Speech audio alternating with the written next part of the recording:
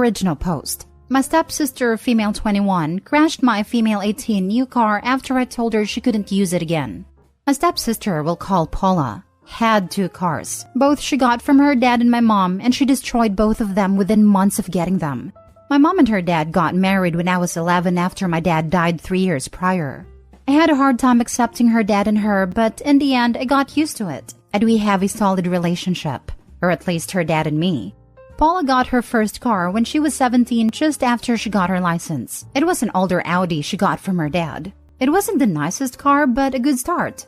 She didn't like the car, but it was better than nothing, so she used it. But after 4 months, she crashed it into my mom's car as she was coming back from a party. The second car she got last year for Christmas. My mom and her dad bought it for her. But guess what? She drove it into the river on New Year's because she forgot to put the handbrake on. My mom and her dad were furious, but she didn't care. She said she would just buy a new car and they should chill out. She moved out afterwards to her own apartment. So I just bought myself my dream car, a Mini Cooper 2014. I did years of saving for it. My stepsister visited 2 weeks ago over the weekend while I was at my grandparents' house, so she thought she could use my car while I was gone and drove shopping with it. When I got home, I saw a huge scratch at the back. I asked my mom how it got there, and she was clueless. She didn't know Paula took the car while they were sleeping. Paula, looking all innocent, said she took the car on a little shopping tour because I wasn't using it. I was so angry at her and said if she ever uses my car again without my permission, I would kick her butt to the moon and back. She said she was sorry and that some idiot scratched it, not her. When I was coming home today, I saw my car crashed into the wall in front of our house, and Paula, my mom, and her dad standing beside it. I was furious. I asked what happened and why my car was in the wall.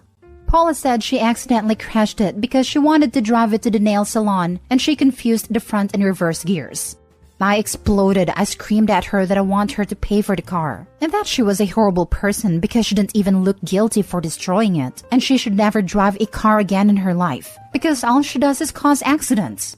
I stormed away and locked myself in my room. Her dad said I should forgive her and that it was an accident and that we were sisters. I was shocked and so disappointed in my mom because she said nothing against it. I said that she wasn't my sister and I would never forgive her, and that I would move to my grandparents and that she should better pay for my car or I would sue her. He said that I was a brat talking to them like that and that not forgiving her would make me a bad human being. So am I the a-hole for not forgiving her?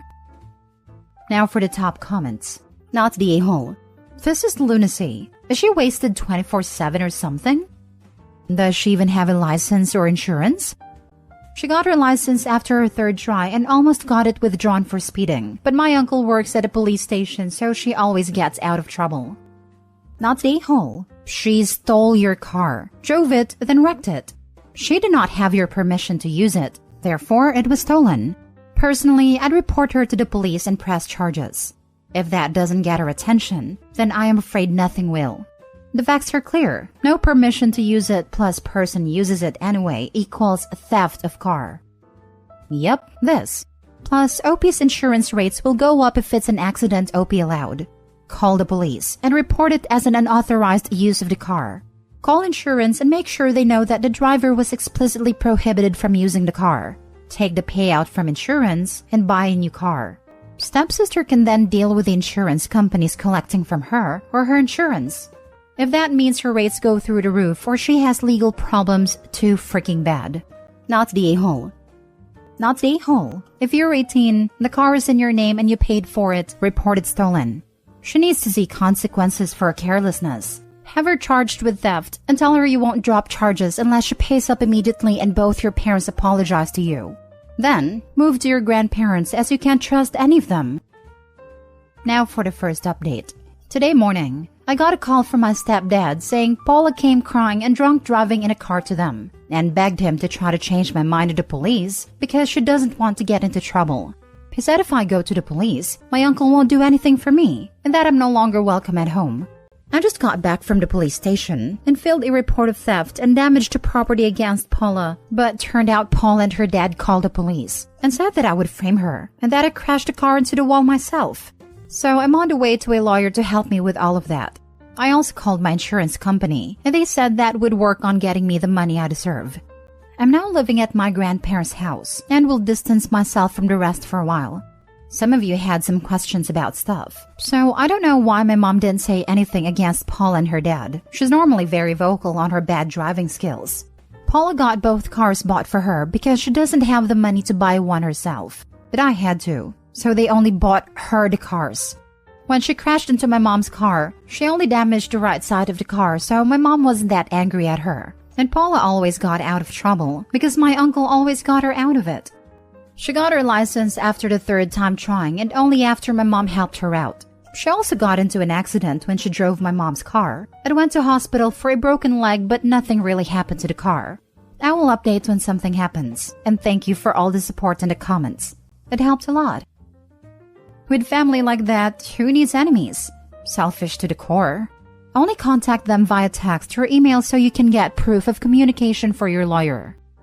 I would also report her reckless driving to your local driving. Advise them of the cars she has damaged and totaled, and the fact she has done the same to your vehicle by taking it without permission.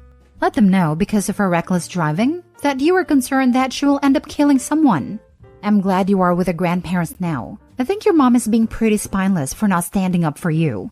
I wish you well. Please let us know how you get on. I am so sorry you're going through this. Your parents and stepsister are absolutely horrible humans, and your stepfather had the audacity to say you were a horrible human. I also hope they get in trouble for filing accusations against you with the police that are false. Hang in there, and try to keep your head up. Second update. Just found out that my stepsister tried to fight my mom after she contacted me and wanted me to come back home. She's in the hospital right now because Paula broke her nose. I'm now on my way to her and hope she's alright and sees what kind of a person she really is. Paula also got arrested for stealing the car from a neighbor, and my stepdad is not talking to my mom or me right now, and my mom is thinking about getting a divorce. I don't really know what to say. I'm just overwhelmed with the situation right now, so yeah. She stole the neighbor's car? While being investigated for stealing a different car, and stepdad is mad at them? What the actual hell is wrong with this girl? Let's think about it. She got away with crashing 2 cars. Nobody other than OP cares she's driving drunk. She thinks she literally has cops wrapped around her finger. So yes, it is not hard to believe she thinks she can add thefts to this chain of mess. She never had any reason to restrain herself. That helpful family, that sweet uncle, is literally pushing this lady and anyone around her to death. Good cop records won't help you if you are having eternal sleep underground, or you can't move your fingers anymore. She could also have some kind of personality disorder. She has 0 impulse control. I mean, breaking mom's nose after she supported her for so long? Stealing and crashing car after car? Continuing to drive drunk when any sane person would have stopped after the first crash? What kind of a dumbass would take a neighbor's car? Same dumbass that would wreck 3 cars and not consider that maybe she should change her habits. Really though, seems like alcohol or substance abuse may be a factor. Opie mentioned that she drove drunk to her parents. What are the odds she had been not sober the other times too? Being drunk or high would explain why she'd be dumb enough to steal a neighbor's car. I had a friend in high school who needed to take her driver's test, something like 12 times. They let you retake only the parts of the test you failed previously. So she incrementally passed it, a few skills at a time. I rode with her exactly once, and afterward silently swore I would never get in a car she was behind the wheel of again. It's kind of amazing that people can be that terrible at driving and not realize they need to stop doing it. Next story. Am I the a-hole for telling my kid if he can't share his food, it might be time for him to move out? On Valentine's Day, I got 2 large pizzas for my family to eat, and then I went to work. When I got home from my night shift, I went into the fridge and saw that there was still half a pizza left. I warmed up 3 slices for my supper and watched some TV with my cat while I ate. My son got up before I went to bed and looked in the fridge, and he got upset that I ate the food he was planning on taking for his lunch. There was lots of other food in the fridge, but he said he told his mom that he was taking the pizza for lunch and that I was greedy for eating it. I asked him if he would be greedy for taking the pizza for lunch, and he got pissy and left. My wife woke up when she heard us arguing, and she said that he had asked her and she said yes. I said, great, where's my dinner then? She said she didn't make me anything since there were leftovers. I asked her what leftovers, and a light bulb went off in her head. She said she was sorry for not making me dinner. I told her it wasn't her fault. There were leftovers. Then my son came back into the room and started arguing again that he had already claimed the leftovers for himself. This is where I might be the a-hole. I asked him how much he paid for the food. $0. How much he paid in rent? $0. Utilities? $0. We are letting him live here so he can save money while he's in college. But I'm sick of this entitled little jerk-off. So I told him if he had a problem with me eating his leftovers, maybe he should move out so he can have his food safely stored away from me. My wife says I'm taking it too far, but he backed down pretty quick and said no, and that he was sorry for saying anything. My wife says I'm being an a-hole for scaring him with kicking him out over some leftover pizza. But I'm not. I'm making sure he knows the best way to keep food that I paid for safe from me is to live elsewhere and buy your own food. Now for the top comments. Not the a-hole. Reading the comments, he is 22. He is living at home rent-free. He isn't contributing to the household budget, and he thinks he can claim food you paid for. Unless you took it out of his lunch bag, you are not the a-hole. Info, does he have a job? He has a job. We are letting him stay here so he can save money. We are even paying for his college. He doesn't help out with anything except chores around the house. Not wrong that there's a little whiff of entitlement, but he seemed pretty straightened out after you pointed out costs here. But is your wife a bit of an enabler? She seems to jump to giving him his way in all of this. His leftovers? Leftovers are only leftovers when everyone has had their share for the meal. Your retort to him about what bills he pays in the house is pretty spot on. That's something any parent I know would say. Sucks being on the receiving end of that quip, but it is valid. Your wife sounds like an enabler, and is just as selfish as your son if she allows him to claim a half pizza for his lunch after you went without. He does sound like a turd. Sorry you have to deal with him. Not the a-hole. Exactly this. It's not leftovers if everyone hasn't eaten. It's still dinner. This is how my 4-year-old may behave if we eat the last strawberry he's saving in the fridge.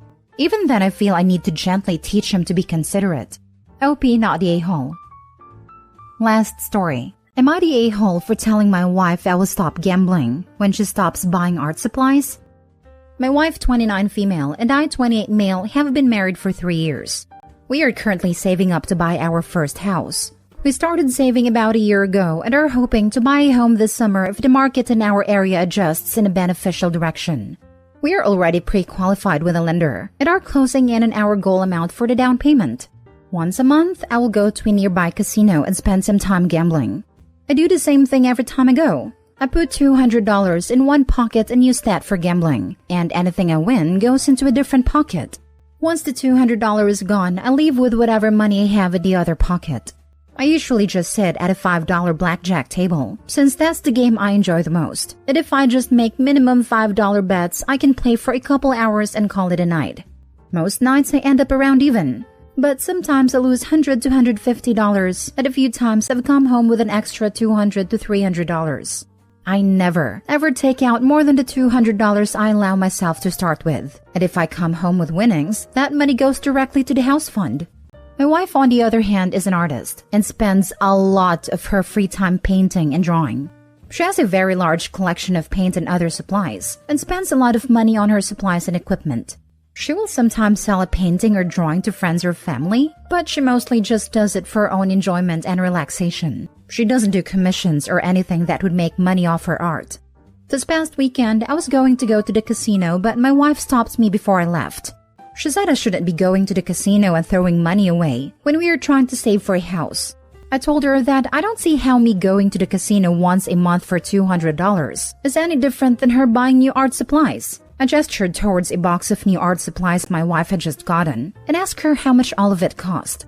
She didn't answer that and said that it's different because art is a hobby for her and gambling could lead to addiction. I reminded her of my system and that I never stray from it. I told her I just do this because I enjoy it, like a hobby, and that anything I come home with goes into the house fund anyway. She said if I had just taken all the money I spent at the casino, we could already be at our goal by now. And I told her I could say the same thing about her art supplies. I told her I will make a deal with her. I will stop going to the casino if she can go 2 full months without buying new art supplies and only using the things she already has. She told me that's not a fair deal because she's always discovering new things she needs as she progresses through projects. I told her in that case I'll be home from the casino in a few hours. She got mad at me and told me I'm being a selfish jerk and for caring more about gambling than getting a house. I left instead of fighting with her. Ended up coming home up $150. Not the a-hole. This is your hobby. You have a set limit. It's once a month. Sounds reasonable. Agreed. Gambling can be an addiction, but it sounds like it's just something you enjoy doing and have control over. Anything can be an addiction. Just because gambling is a problematic one for lots of people doesn't mean you can't enjoy it. As long as you're being responsible and you get enjoyment out of it, and occasionally even make money, then definitely not the a-hole. Your wife has to accept that your hobby is somewhat unorthodox, but you derive pleasure from it, and she shouldn't try to stop you unless you start changing the rules. As in going once a week, or upping your $200 limit to $400, or going for broke like no savings pocket every time.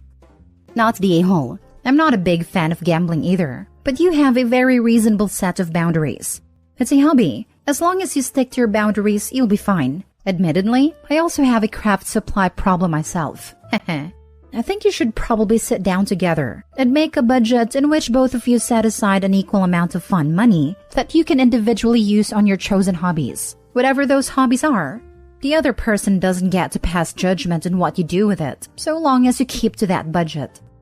I'm honestly very impressed that OP's so disciplined. I was expecting this to be more of an addiction, but it's very much a hobby for them, not the a-hole.